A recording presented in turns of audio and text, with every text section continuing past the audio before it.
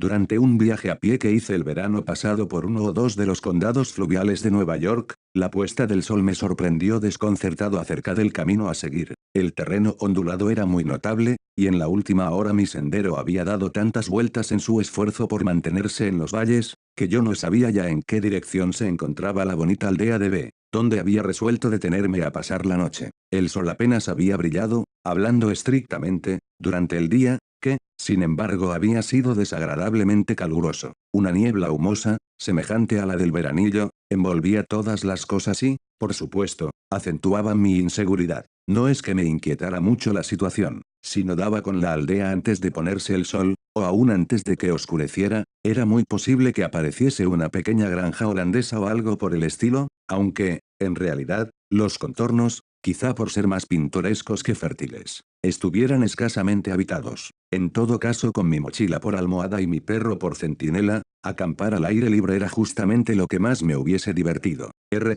Augusto Ponto se hizo cargo de mi fusil, hasta que, al fin, justo cuando empezaba a preguntarme si los pequeños y numerosos claros que se abrían aquí y allá eran verdaderos caminos, llegué por uno de los más incitantes a un camino indiscutiblemente carretero. No podía haber error. Las huellas de ruedas ligeras eran evidentes, y, aunque los altos matorrales y las crecidas malezas se juntaran sobre mi cabeza, no había abajo ningún impedimento, ni siquiera para el paso de un carro montañés de Virginia, el vehículo más ambicioso, a mi juicio, en su especie. El camino, sin embargo, salvo por el hecho de abrirse paso a través del bosque, si bosque no es un nombre demasiado importante para semejante reunión de pequeños árboles y las evidentes huellas de ruedas, no se asemejaba a ningún camino visto por mí hasta entonces. Las huellas de las que hablo eran levemente perceptibles, por estar impresas en la superficie firme pero agradablemente húmeda de algo que se parecía muchísimo al terciopelo verde de Génova. Era césped, evidentemente, pero un césped como rara vez lo vemos fuera de Inglaterra,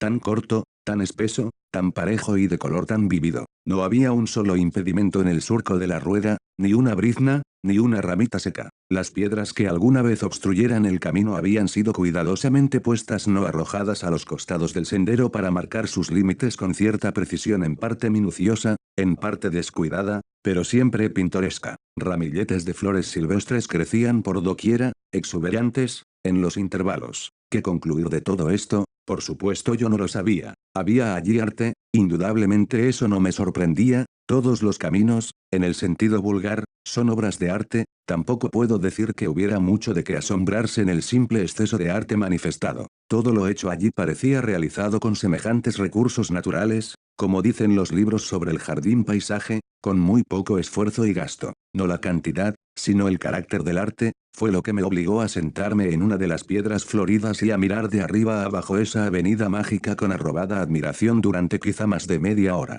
Cuanto más miraba, más evidente me parecía una cosa: todos esos arreglos eran obra de un artista dotado del más escrupuloso sentido de la forma. La mayor preocupación había sido mantener el justo medio entre lo esmerado y gracioso, por una parte, y lo pintoresco, en el verdadero sentido de la palabra italiana, por la otra. Había pocas líneas rectas, y estas casi siempre interrumpidas. El mismo efecto de curvatura o de color aparecía dos veces, por lo general, pero no más, en cualquier perspectiva. Por doquiera reinaba variedad en la uniformidad. Era una obra compuesta, en la cual el más exigente sentido crítico apenas hubiera encontrado enmienda que hacer. Había doblado hacia la derecha al tomar por ese camino, y entonces, poniéndome de pie, continué en la misma dirección. El sendero era tan sinuoso que en ningún momento podía prever su curso más allá de 2 o 3 metros. Su aspecto no sufría ningún cambio. En ese momento el murmullo del agua llegó suavemente a mis oídos, y pocos instantes después, en un recodo del camino un poco más brusco que los anteriores, advertí un edificio al pie de un suave declive que tenía delante. No pude ver nada con claridad a causa de la niebla que llenaba todo el pequeño valle inferior. Sin embargo, se levantó una suave brisa mientras el sol se ponía,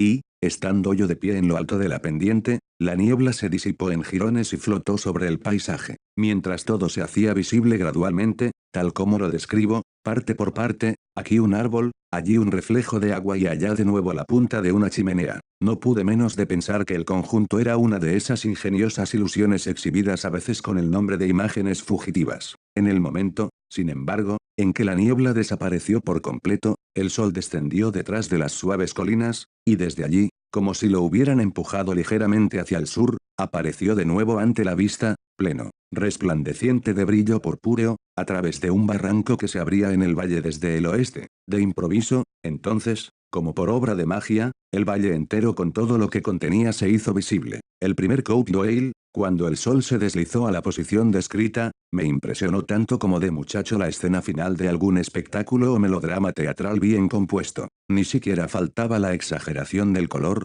pues la luz salía de la grieta tiñendo todo de naranja y púrpura, mientras el verde brillante del césped en el valle se reflejaba más o menos en todos los objetos por la cortina de vapor que seguía suspendida, como si no estuviera dispuesta a retirarse totalmente de un espectáculo tan milagrosamente hermoso. El pequeño valle que yo examinaba desde el dosel de bruma no podía tener más de 400 yardas de largo mientras su ancho variaba de 50 a 150, o quizá 200 yardas. Era más estrecho en su extremidad septentrional, abriéndose paulatinamente hacia el sur, pero sin exacta regularidad. La parte más ancha estaba a unas 80 yardas del extremo sur. Las cuestas que circundaban el valle no podían en rigor recibir el nombre de colinas, salvo en la parte norte. Allí un escarpado borde de granito se elevaba a una altura de unos 90 pies, y, como lo he dicho, el valle en este punto no tenía más de 50 pies de ancho, pero, a medida que el visitante bajaba hacia el sur desde este acantilado, encontraba a la derecha y a la izquierda declives menos altos, menos escarpados y menos rocosos a la vez.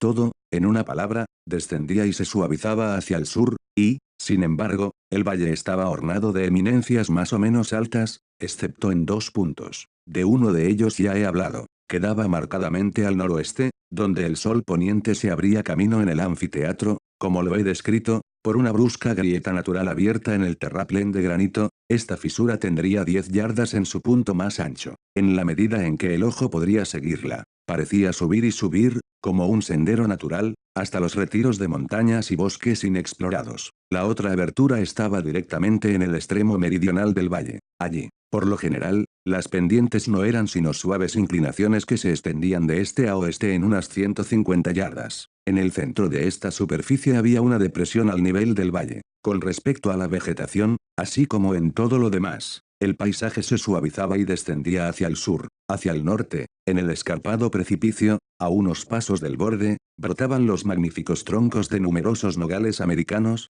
nogales negros y castaños entremezclados con algunos robles, y las fuertes ramas laterales de los nogales, especialmente, se extendían sobre el borde del acantilado. Descendiendo hacia el sur, el explorador veía al principio la misma clase de árboles, pero cada vez menos altos y más alejados del estilo de Salvator Rosa, luego veía el olmo, más amable, y a continuación el sasafrás y el algarrobo, y después otros más suaves, el tilo, el ciclamor, la catalpa y el arce, y luego otras variedades aún más graciosas y más modestas. Toda la superficie de la pendiente meridional estaba cubierta tan solo por matorrales silvestres, con excepción de algún sauce plateado o algún álamo blanco. En el mismo fondo del valle, pues debe tenerse presente que la vegetación hasta aquí mencionada crecía tan solo en los acantilados y en las laderas de las colinas, se veían tres árboles aislados. Uno era un olmo de espléndido tamaño y exquisita forma, montaba guardia en la puerta del valle. Otro era un nogal americano, más grande que el olmo y al mismo tiempo mucho más hermoso, aunque ambos eran de extraordinaria belleza, parecía ocuparse de la entrada noroeste, brotando de un grupo de rocas en la boca misma del barranco y lanzando su gracioso cuerpo en un ángulo de casi 45 grados hacia la luz del anfiteatro.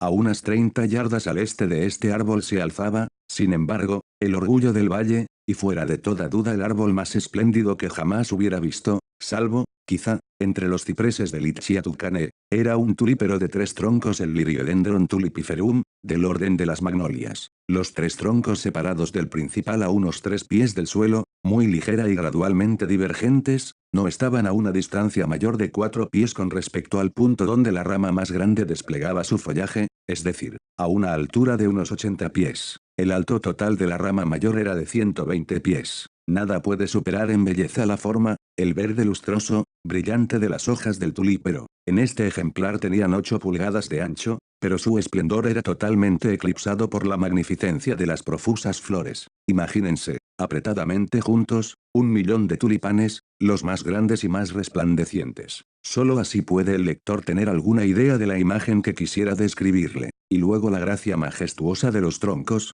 como columnas nítidas, delicadamente granuladas, la más ancha de 4 pies de diámetro, a 20 del suelo. Las innumerables flores, mezcladas con las de otros árboles apenas menos hermosos, aunque infinitamente menos majestuosos, colmaban el valle de perfumes más exquisitos que los de Arabia. El suelo del anfiteatro estaba en general cubierto de césped, de la misma especie que el del camino y, si es posible, más deliciosamente suave, espeso, aterciopelado y milagrosamente verde. Era difícil imaginar cómo se había logrado toda esta belleza. He hablado de las dos aberturas que daban al valle. De la situada al noroeste salía un arroyuelo que bajaba murmurando suavemente, entre leve espuma, por el barranco, hasta romper contra el grupo de rocas de las cuales brotaba el solitario nogal americano. Aquí, después de rodear el árbol, seguía un poco hacia el noreste, dejando el tulípero a unos 20 pies al sur, sin cambiar demasiado su curso hasta llegar a un punto intermedio entre los límites este y oeste del valle. En este punto, después de una serie de vueltas, doblaba en ángulo recto y seguía hacia el sur formando recodos, hasta perderse en un pequeño lago de forma irregular, casi ovalado, que brillaba cerca del extremo inferior del valle. Este laguito tenía quizá unas 100 yardas de diámetro en la parte más ancha. No hay cristal más claro que sus aguas. El fondo, que podía verse nítidamente, estaba formado por guijarros blancos y brillantes. Sus orillas, del césped esmeralda ya descrito, bajaban ondulando, más que en pendiente rectilínea, hacia el claro cielo inferior, y tan claro era este cielo, tan perfectamente reflejaba por momentos todos los objetos superiores, que era no poco difícil determinar dónde concluía la verdadera orilla y dónde comenzaba la reflejada. La trucha y algunas otras variedades de peces que parecían abundar casi con exceso en ese estanque tenían toda la apariencia de verdaderos peces voladores. Era casi imposible creer que no estuvieran suspendidos en el aire. Una liviana canoa de abedul, que flotaba plácida en el agua, se reflejaba en sus más mínimas fibras con una fidelidad no superada por el espejo más exquisitamente pulido. Una pequeña isla, encantadora y sonriente, llena de espléndidas flores, y en la que apenas había el espacio necesario para una pintoresca construcción pequeña, en apariencia una jaula de pájaros, surgía no lejos de la orilla norte del lago, a la cual se unía por medio de un puente de inconcebible ligereza y, sin embargo, muy primitivo. Estaba formado por una sola tabla de tulípero, ancha y gruesa. Tenía 40 pies de largo y cruzaba el espacio entre una y otra orilla trazando un arco suave, pero muy perceptible, que impedía toda oscilación. Del extremo meridional del lago salía una continuación del arroyuelo que, después de serpentear durante unas 30 yardas, pasaba al fin por la depresión, ya descrita, en el centro del declive sur y, desplomándose por un escarpado precipicio de unos 100 pies, se abría camino errante e ignorado hacia el Hudson. El lago era muy hondo, en algunos puntos alcanzaba 30 pies, pero la profundidad del arroyuelo rara vez excedía de 3 pies, mientras su anchura mayor no pasaba de 8, aproximadamente.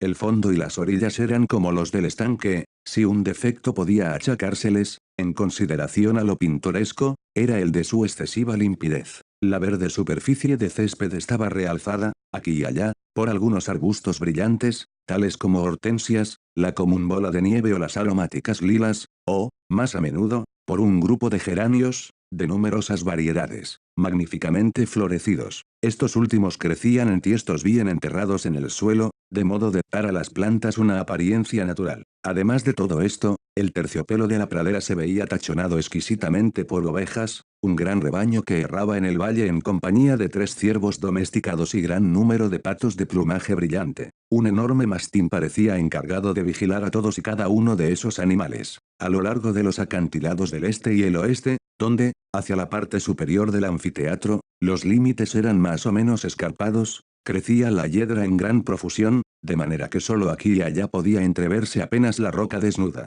De modo semejante, el precipicio norte estaba casi enteramente cubierto de viñas de rara exuberancia, algunas brotaban del suelo, en la base del acantilado, y otras de los bordes de la pared. La ligera elevación que formaba el límite inferior de este pequeño dominio estaba coronada por una lisa pared de piedra, de altura suficiente para impedir que escaparan los ciervos. Nada semejante a una tapia se observaba en otra parte, pues fuera de allí no había necesidad de un cercado artificial. Cualquier oveja extraviada, por ejemplo, que tratara de salir del valle por la grieta sería detenida. Después de avanzar unas yardas, por el escarpado reborde de roca sobre el cual se desplomaba la cascada que atrajera mi atención al acercarme al dominio. En una palabra, la única entrada o salida era una verja que ocupaba un paso rocoso del camino, pocos metros más abajo del lugar donde me detuve a reconocer el paisaje. He dicho que el arroyo serpenteaba muy irregularmente durante todo su curso. Sus dos direcciones generales, como lo he explicado, eran primero de oeste a este,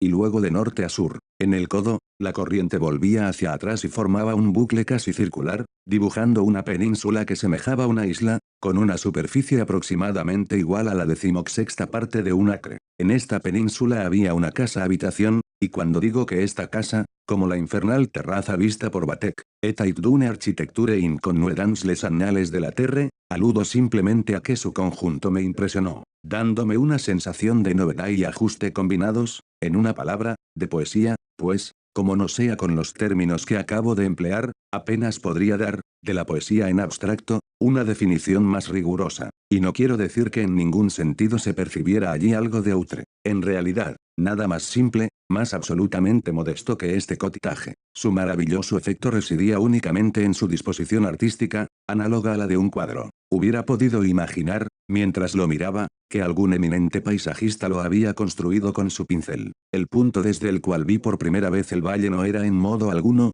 aunque estaba cerca, el mejor para observar la casa. La describiré como la vi después, situado en el muro de piedra, en el extremo sur del anfiteatro. El edificio principal tenía unos 24 pies de largo por 16 de ancho, no más por cierto. La altura total, desde el piso a la cúspide del tejado, no excedía de 18 pies. En el extremo oeste de esta estructura se unía una tercera parte más pequeña en todas sus proporciones, la fachada estaba unas 2 yardas más atrás que la del edificio más grande, y la línea del tejado, por supuesto, mucho más baja que la del techo vecino. En ángulo recto con estos edificios y detrás del principal, no exactamente en el medio, se extendía un tercer compartimento muy pequeño, en general un tercio menos grande que el ala oeste. Los techos de los dos más grandes eran muy empinados, descendiendo desde el caballete en una larga curva cóncava y extendiéndose, por lo menos, 4 pies fuera de las paredes hasta formar los techos de 2 piazas. Estos techos, claro está, no necesitaban soportes, pero como tenían apariencia de necesitarlos se habían insertado en las esquinas pilares ligeros y perfectamente lisos. El tejado del ala norte era una simple extensión de una parte del principal. Entre el edificio mayor y el ala oeste se levantaba una altísima y un tanto fina chimenea cuadrada de duros ladrillos holandeses, alternativamente blancos y rojos, con una ligera cornisa de ladrillos salientes en la punta. Los aleros también se proyectaban mucho, en el cuerpo mayor, unos 4 pies hacia el este y 2 hacia el oeste. La puerta principal no se hallaba justo en la mitad del edificio, sino un poco hacia el este, mientras las 2 ventanas se desplazaban hacia el oeste. Estas últimas no llegaban al suelo, pero eran mucho más largas y estrechas de lo habitual, tenían postigos simples como puertas, con cristales en losange, pero muy grandes. La mitad superior de la puerta era también de vidrios y en losange, un postigo movible la protegía durante la noche. La puerta del ala oeste se abría bajo el alero y era muy simple, una sola ventana miraba hacia el sur. El ala norte carecía de puerta exterior y tenía una única ventana hacia el este. En la lisa pared del gablete oriental se destacaban unas escaleras, con balaustrada, que la atravesaban en diagonal, partiendo del sur. Protegidos por el alero muy saliente, esos escalones daban acceso a una puerta que conducía a una guardilla o más bien desván, pues solo recibía luz de una ventana que miraba hacia el norte y parecía haber sido destinada a depósito. Las piazas del edificio principal y del ala oeste no estaban pavimentadas, como es habitual, pero delante de las puertas y de cada ventana se incrustaban, en el césped delicioso, anchas, chatas e irregulares losas de granito, brindando un cómodo paso en todo tiempo. Excelentes senderos del mismo material, no perfectamente colocado, sino con la hierba aterciopelada llenando los intervalos entre las piedras, llevaban aquí y allá, desde la casa, hasta una fuente cristalina, a unos 5 pasos, al camino o a una o 2 dependencias que había al norte más allá del arroyo, completamente ocultas por unos pocos algarrobos y catalpas. A no más de 6 pasos de la puerta principal del cottage veíase el tronco seco de un fantástico peral, tan cubierto de arriba a abajo por las magníficas flores de la bignonia que requería no poca atención saber qué objeto encantador era aquel. De varias ramas de este árbol pendían jaulas de diferentes clases. Una, un amplio cilindro de mimbre, con un aro en lo alto, mostraba un sinsonte, otra, una oropéndola, una tercera, un pájaro arrocero, mientras 3 o 4 prisiones más delicadas resonaban con los cantos de los canarios. En los pilares de la piazza se entrelazaban los jazmines y la dulce madreselva, mientras del ángulo formado por la estructura principal y su ala oeste, en el frente, brotaba una viña de sin igual exuberancia. Desdeñando toda contención, había trepado primero al tejado más bajo, luego al más alto, y a lo largo del caballete de este último continuaba enroscándose, lanzando zarcillos a derecha e izquierda, hasta llegar, por fin, al gablete del este para volcarse sobre las escaleras. Toda la casa, con sus alas, estaba construida en tejamaniles, según el viejo estilo holandés, anchos y sin redondear en las puntas. Una peculiaridad de este material es que da a las casas la apariencia de ser más amplias en la base que en lo alto, a la manera de la arquitectura egipcia. Y en el ejemplo presente acentuaban el pintoresquísimo efecto los numerosos tiestos de vistosas flores que circundaban casi toda la base de los edificios. Los tejamaniles estaban pintados de gris oscuro, y un artista puede imaginar fácilmente la felicidad con la cual este matiz neutro se mezclaba con el verde vivo de las hojas del tulípero que sombreaban parcialmente el coptaje. La posición a la que me he referido, cerca del muro de piedra, era la más favorable para ver los edificios, pues el ángulo sudeste se adelantaba de modo que la vista podría abarcar a la vez los dos frentes con el pintoresco gablete del este, y al mismo tiempo tener una visión suficiente del ala norte, parte del lindo tejado de una cámara enfriadora construida sobre una fuente, y casi la mitad de un puente liviano que cruzaba el arroyo muy cerca de los cuerpos principales. No permanecí mucho tiempo en lo alto de la colina, aunque sí el suficiente para un examen completo del paisaje que tenía a mis pies. Era evidente que me había desviado de la ruta a la aldea, y tenía así una buena excusa de viajero para abrir la puerta y preguntar por el camino en todo caso, de modo que, sin más rodeos, avancé. Después de cruzar la puerta, el camino parecía continuar en un reborde natural, descendiendo gradualmente a lo largo de la pared de los acantilados del noreste. Llegué al pie del precipicio norte y de allí al puente, y, rodeando el gablete del este, hasta la puerta delantera. Durante la marcha observé que no se veía ninguna de las dependencias. Al dar vuelta al gablete, un mastín saltó hacia mí con un silencio severo, pero con la mirada y el aire de un tigre. Le tendí, sin embargo, la mano en señal de amistad, y todavía no he conocido perro que resistiera la prueba de esta apelación a su amabilidad. No solo cerró la boca y meneó la cola, sino que me ofreció su pata, además de extender sus cortesías a Ponto. Como no se veía campanilla, golpeé con el bastón en la puerta, que estaba semiabierta. Inmediatamente, una figura se adelantó al umbral, era una mujer joven, de unos 28 años, esbelta o más bien ligera y de talla un poco superior a la corriente. Mientras se acercaba con cierta modesta decisión en el paso, absolutamente indescriptible, me dije a mí mismo, seguramente he encontrado la perfección de la gracia natural en contradicción con la artificial. La segunda impresión que me hizo, pero muchísimo más vívida que la anterior, fue de exaltación. Nunca había penetrado hasta el fondo de mi corazón una expresión de romanticismo tan intenso, me atrevería a decir, tan espiritual como la que brillaba en sus ojos profundos. No sé cómo, pero esta peculiar expresión de la mirada, que a veces se graba en los labios, es el hechizo más poderoso, si no el único, que despierta mi interés por una mujer. Romanticismo, digo, con tal de que mis lectores comprendan bien lo que quiero expresar con esta palabra, romántico y femenino son para mí términos equivalentes, y, después de todo, lo que el hombre ama de veras en la mujer es simplemente su feminidad. Los ojos de Annie alguien, desde adentro, la llamaba Annie, querida, eran de un gris espiritual, su pelo, castaño claro, esto es todo lo que tuve tiempo de observar en ella. A su cortés invitación entré, pasando primero por un vestíbulo de mediana amplitud. Como había ido especialmente para observar, noté que a mi derecha, al entrar, había una ventana semejante a las de la fachada de la casa, a la izquierda, una puerta que conducía a la habitación principal, mientras frente a mí una puerta abierta me permitía ver un aposento pequeño, justo del tamaño del vestíbulo, dispuesto como estudio, con una amplia ventana saliente orientada hacia el norte. Pasé a la sala y me encontré con Mr. Landor, pues lo supe después, era su nombre. Se mostró amable y aún cordial en sus maneras, pero aún entonces estaba yo más atento a observar el arreglo de la casa que me había interesado tanto, que la apariencia personal del ocupante. El ala norte, lo vi entonces, era un dormitorio, su puerta se abría a la sala. Al oeste de esta puerta había una sola ventana, que miraba al arroyo. En el extremo este de la sala veíase una chimenea y una puerta que llevaba al ala oeste, probablemente una cocina. Nada más rigurosamente sencillo que el moblaje de la sala. En el piso había una alfombra teñida, de excelente tejido, con fondo blanco y pequeños círculos verdes. En las ventanas colgaban cortinas de muselina de algodón blanca como la nieve, medianamente amplias, que caían resueltamente, casi geométricas, en pliegues finos, paralelos, hasta el piso, justo hasta el piso. Las paredes estaban tapizadas con un papel francés de gran delicadeza, un fondo plateado con una línea en zigzag de color verde pálido. La superficie veíase realzada solo por 3 exquisitas litografías de Julien, a Troyes crayons, sujetas a la pared sin marco. Uno de esos dibujos representaba una lujosa o más bien voluptuosa escena oriental, otro, una escena de carnaval, de una vivacidad incomparable, el tercero, una cabeza femenina griega,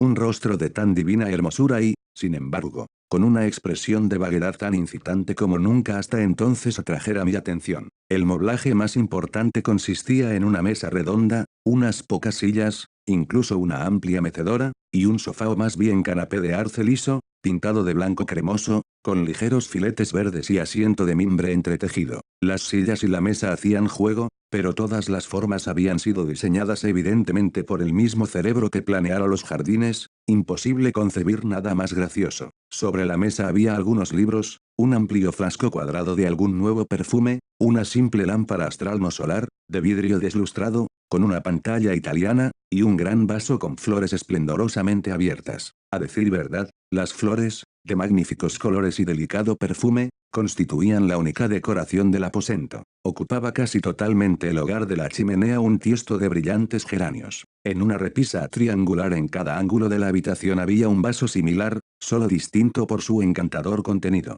1 o 2 pequeños buquets adornaban la repisa de la chimenea, y violetas frescas formaban ramos en el borde de las ventanas abiertas. El propósito de este trabajo no es sino el de dar en detalle una pintura de la residencia de Mr. Landor, tal como la encontré.